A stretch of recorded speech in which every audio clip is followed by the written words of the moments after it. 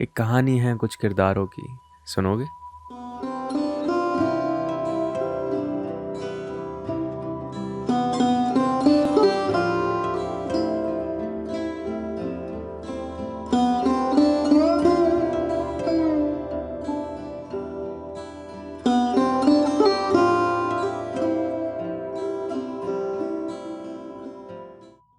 Piku is a journey story. Journey not only of characters moving from one place to another, but also of the way they handle their relationships, their emotions. A journey of knowing those with whom you are surrounded with. Piku is a movie जो कि life के intricacy को simple lens के through दिखाने की कोशिश करती है। और अगर इसकी स्टोरी की बात करें तो स्टोरी बेसिक स्ट्रक्चर फॉलो करती है। सबसे पहले द सेटअप, जिसके अंदर हमें सभी कैरेक्टर्स का इंट्रोडक्शन मिलता है कि कौन कौन से कैरेक्टर्स हैं जो हमें पूरी मूवी के दौरान दिखने वाले हैं, उनमें मेजर कैरेक्टर्स कौन से हैं, सपोर्टिंग कैरेक्टर्स कौन से हैं, उनका आइडिया क्या है, उनका आइडिया ऑफ लिविंग क्या है, उनका normal day to day life कैसा होता है, उनके कैरेक्टरिस्टिक्स कैसे, उनका नेचर कैसा है, उनका क्या नज़रिया है चीज़ों को देखने का। ये सब हमें पता चलता है, हमें देखने को मिलता है। और उसके बाद जब वो कैरेक्टर्स इंटरेक्ट करते हैं आपस में और एक से दूसरी चीज़ की तरफ मूव करते हैं, तब आता है पार्ट बिल्डअप का, the second phase, the buildup, जिसके अंदर Bhaskar Banerjee decides to go to Calcutta. वो बिल्डअप वाला पार्ट वहाँ पे स्टार्ट होता है कि कैसे हम क्लाइमैक्स की तरफ बढ़ रहे हैं, कैसे उनकी जर्नी शुरू हो रही है। And then when that conflict happens know in the car, जब भास्कर और राणा की थोड़ी जिद बहस हो जाती है, उस मोमेंट से फाइनल पे ऑफ वाला फेज शुरू होता है। तो ये 3 मेजर फेज है स्टोरी के। मूवी को मैंने कुछ सेक्शंस के अंदर डिवाइड कर दिया है, like the story, the characters, their dialogues, story कैसे एक सर्कल कंप्लीट करने में विश्वास रखती है, and then some honourable mentions in the end. तो शुरू करते हैं। सबसे पहले बात करते हैं स्टोरी की। स्टोरी विश्वास रखती है एक सिंपल अप्रोच रखने के अंदर, चीज़ों को सिंपलिस्टिक तरीके से दिखाने के अंदर, कि लाइफ की जो भी कॉम्प्लेक्सिटीज़ होती है ना, जो डे टू डे लाइफ के अंदर एक नॉर्मल इंसान एक्सपीरियंस करता है, उसको सिंपलिस्टिक मैनर में और बहुत ही ज़्यादा खूबसूरत तरीके से स्टोरी डिपिक्ट करने की कोशिश करती है और बहुत ही बखूबी तरीके से उसको डिपिक्ट करती भी है। और उसके साथ साथ सभी कैरेक्टर्स भी वही अप्रोच फॉलो करते हुए चलते हैं कि they are the way they are because the story believes in keeping things simple. Movie के कैरेक्टर्स की अगर बात करें तो they are very smart, they are witty and they very well know that whom they are talking to and what they are talking about.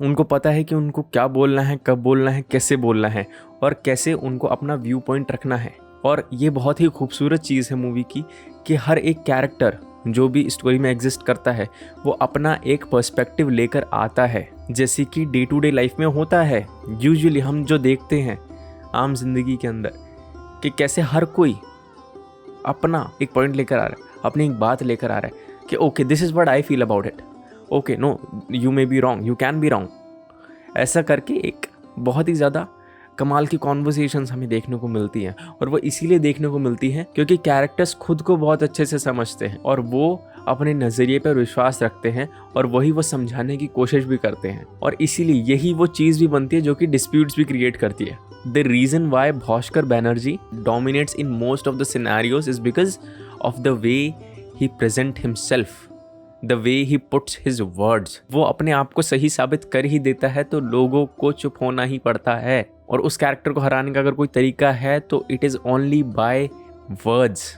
और इसीलिए movie के dialogues भी बहुत ही ज़्यादा बड़ा रोल प्ले करते हैं। डायलॉग्स बहुत ही ज़्यादा मॉडर्न है और बहुत ही ज़्यादा कॉम्प्लेक्स है। By being complex I don't mean कि समझने में मुश्किल होती है व्यूअर को, no, by complex I mean कि एक टाइम पर ही बहुत सारी कॉन्वर्सेशंस चल रही हैं, बहुत ही ज़्यादा स्मार्ट कॉन्वर्सेशंस होती हैं। हाजिर जवाबी जिसे कहते हैं ना, जो रियल लाइफ में होती है वो होती है, जो कि और रियलिस्टिक बनाता है स्टोरी को। और भी कई सारी चीज़ें हैं जो मूवी को रियलिस्टिक बनाती हैं, जिसमें कि कुछ ऑनरेबल मेंशंस हैं जिनका मैं जिक्र करना चाहूँगा। सबसे पहले तो आता है वो सीन जब राणा सैयद के पास जाता है, इरफान खान जब जाता है office to talk about Piku, the thing that he did with the driver, accident करवा दिया, तो उसके बारे में बात होती है।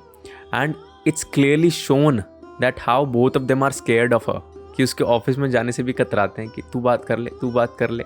And even when Irrfan Khan goes in office तो बाहर बाहर से बात कर लेता है और वो एकदम क्लियर कट बात रखती है ये हमें कैरेक्टर आर्क भी दिख रहा है इसके अंदर, इसके बारे में बात करूँगा मैं, कि हमें यहाँ पे दिख रहा है कि उसने अपनी बात ख़त्म करी, उसको दूसरे का सुनना ही नहीं है, उसने अपना पॉइंट रख दिया है, now you can go. Then उसके बाद आता है फ्रंट सीट वाला सीन कि इरफान खान अपनी कार लेके पहुंचा उनके घर पे, एंड देन फ्रंट सीट पे दीपिका पादुकोण नहीं आके बैठती, उसकी जगह वो जो हेल्पर होता है वो आके बैठ जाता है। तो वहाँ पे कोई डायलॉग्स नहीं चलते उस सीन के अंदर, बस एक दूसरे को देखा जाता है और उसी में समझ लिया जाता है कि what is the thing that he is saying and she understands that, और इसीलिए वो आगे आके बैठ जाती है। और इतना ज़्यादा कमाल लगता है ये देखने में कि कैरेक्टर्स एक दूसरे को समझ पा रहे हैं, even at the point of the movie when they don't like each other. But ये बेसिक बॉडी लैंग्वेज है जो हर इंसान समझता है, इसलिए वो अपने आप आके बैठ जाती है। उसके बाद तीसरा जो सीन है जो कि बहुत ही ज़्यादा कमाल लगता है देखने में और जिसके अंदर एक्टिंग बहुत ही ज़्यादा कमाल होती है इरफान खान की तरफ से, वो है द पीइंग सीन। जब वो पेट्रोल पंप पे रुकते हैं टैंक फुल करवाने के लिए और अमिताभ बच्चन और उनका हेल्पर वो जाते हैं, and then the thing that Irrfan Khan sees over there, वो जो एक्सप्रेशंस होते हैं ना उस टाइम पर, वो शॉक वाले, वो इतने ज़्यादा कमाल होते हैं कि आप उनकी बस तारीफ़ करते थक ही नहीं सकते।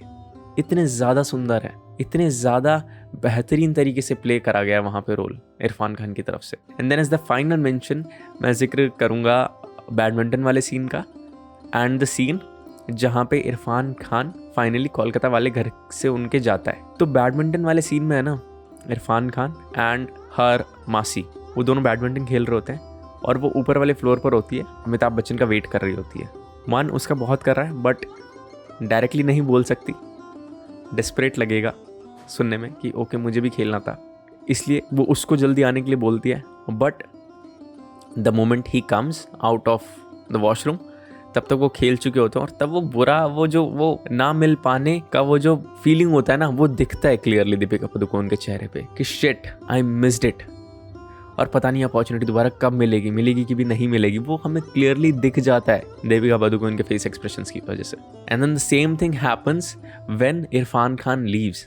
और इसके अंदर तुम कैरेक्टर के अंदर चेंज देखो अब तक कितना आ चुका है कि जब पहली बार इरफान खान और दीपिका पादुकोण ऑन स्क्रीन मिलते हैं तो इरफान खान को वो कुछ बोलने ही नहीं देती है दीपिका पादुकोण, क्लियर कट बात करती है और भेज देती है। बट इन द एंड जब वो जा रहा होता है अपनी कार के अंदर तो वो मोस्ट ऑफ द टाइम वो चुप रहती है, बस सिर्फ हाँ या नॉड करती है और वही बोल रहा होता है। एंड दिस शोज कि how much the character has changed.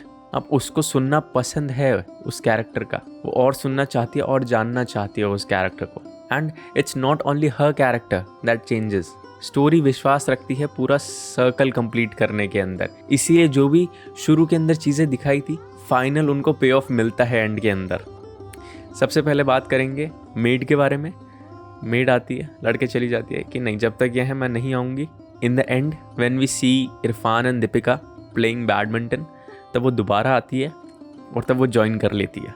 वो एक पे ऑफ हो गया। And now I know you must be thinking कि ये तो बहुत ज़्यादा छोटी सी बात है, but that's the thing know, कि छोटी छोटी चीज़ें ही होती हैं जो कि किसी भी स्टोरी को खूबसूरत बनाती हैं। उसके बाद मोशन वाली जो चीज़ होती है कि मूवी की स्टार्ट में हमें देखने को मिलता है कि दीपिका पादुकोण ऑफिस के लिए लेट हो रही है and Amitabh Bachchan is not able to go to washroom. Motion का जो भी सिनेरियो होता है उस टाइम पर कि हो नहीं रहा होता है या दिक्कत आ रही होती है, वो एंड में जाके बिल्कुल सॉर्ट आउट हो जाता है, just the way his helper said to him कि एक ना एक बार आप एकदम अच्छे से फ्रेशन अप हो पाएंगे, एंड वो होता है। तो उस चीज़ का भी पे ऑफ मिलता है। देन बैडमिंटन का जो होता है कि कैसे वो इच्छा अधूरी रह जाती है दीपिका पादुकोण की बैडमिंटन खेलने की इरफान खान के साथ, वो जब एंड आता है तो वो बैडमिंटन खेल रहे होते हैं वो। And then the final one which is the most important one I think is कि मूवी के अंदर दीपिका पादुकोण अमिताभ बच्चन के कॉन्स्टिपेशन से बहुत परेशान होती है and she is been facing that her whole life. And then in the end we find out कि जो कैरेक्टर उसने पसंद करा भी है ना खुद के लिए, Syed, he too is having that same issue, उसको भी कॉन्स्टिपेशन की ही दिक्कत है। एंड इट सेज कि उसका जो भी पास्ट रहा था, जो भी प्रेजेंट है, वो उसका फ्यूचर भी बन सकता था, but it was her father who wanted her obviously through his doctor कि जो अमिताभ बच्चन की वाइफ ने फेस करा वो दीपिका पादुकोण को ना फेस करना पड़े, इसलिए वो पहले ही अलर्ट हो जाती है एंड देन वहाँ पे वो सर्कल कंप्लीट हो जाता है कि जो वो फेस करते हुए आ रही थी शायद उसे आगे भी करना पड़ता बट उसे नहीं करना पड़ता। कैरेक्टर आर्क्स की बात करें तो 3 मेजर जो कैरेक्टर हैं हमारे पास, भास्कर बैनर्जी, पीकू बैनर्जी एंड राणा चौधरी। तो भास्कर के कैरेक्टर ट्रेट्स ये होते हैं कि he is the one who thinks who knows everything and he is always the right one. अगर तुम्हें उसको हराना है तो बातों से हराना पड़ेगा, दैट्स इट। इससे शुरुआत होती है बट एंड किससे होता है, वहाँ पे उसे ये पता चलता है कि उसे शायद सारी चीज़ें नहीं पता है। The moment when he realise कि राणा सही था जब उसने कहा था कि सब कुछ खाना चाहिए, कोई परहेज नहीं करना चाहिए। He also changes his second trait which was कि उसको कोई भी बातों में नहीं हरा पाता है, राणा हरा देता है उसको बातों में, उसके वर्ड्स के थ्रू ही उसको वो चुप करा देता है। तो यहाँ पर आर्क कंप्लीट हो जाती है। Then the same happens with Piku कि शुरू में हम देखते हैं कि वो कैसे किसी को बोलने भी नहीं देती है, अपने फादर के बहुत ज़्यादा ट्रेट्स हैं उसके अंदर। But as we reach the climax we see कि पीकू के अंदर बहुत चेंजेस आ गए हैं और वो बहुत इवॉल्व्ड है। वो अब शांत स्टेट में रहती है, अब वो फ्रस्ट्रेशन नहीं है, वो बैडमिंटन खेल रही है, वो दूसरों को सुन रही है, उनको समझने की कोशिश कर रही है, उनका भी व्यू पॉइंट ले रही है, नॉट लाइक हिज फादर। वहाँ पे अगर राणा के कैरेक्टर की बात करें तो राणा के कैरेक्टर की शुरुआत होती है कि वो अपनी बात नहीं रख पाता है दूसरों के आगे, specially in front of Banerjee family, Piku and Bhaskar. लेकिन जब एंड आता है तो वो उन दोनों के आगे अपनी बात रखता है और खुद को सही साबित करता है और कॉन्फिडेंट उसकी जो सेल्फ होती है वो हमें देखने को मिलती है। तो पूरी मूवी कुछ इस तरीके से चलती है। बहुत ही ज़्यादा खूबसूरत मूवी है, बहुत ही ज़्यादा खूबसूरत तरीके से दिखाई गई है। भले ही सिंपल चीज़ों के बारे में बात करती हो मूवी, लेकिन सिंपल तरीके से नहीं करती है। इट क्लियरली शोज़ कि अब हम कितनी ज़्यादा कॉम्प्लेक्स लाइफ जी रहे हैं और उसके अंदर थोड़ा बहुत आराम, 1 या 2 बैडमिंटन के गेम, कुछ भी चिल करने के लिए कोई बुरी बात नहीं है। Now before we end this video, these are some of the beautiful stills from the movie, so enjoy them. बाकी आज के लिए इतना ही था, मिलेंगे किसी और वीडियो में किसी और बात के साथ, तब तक के लिए बाय।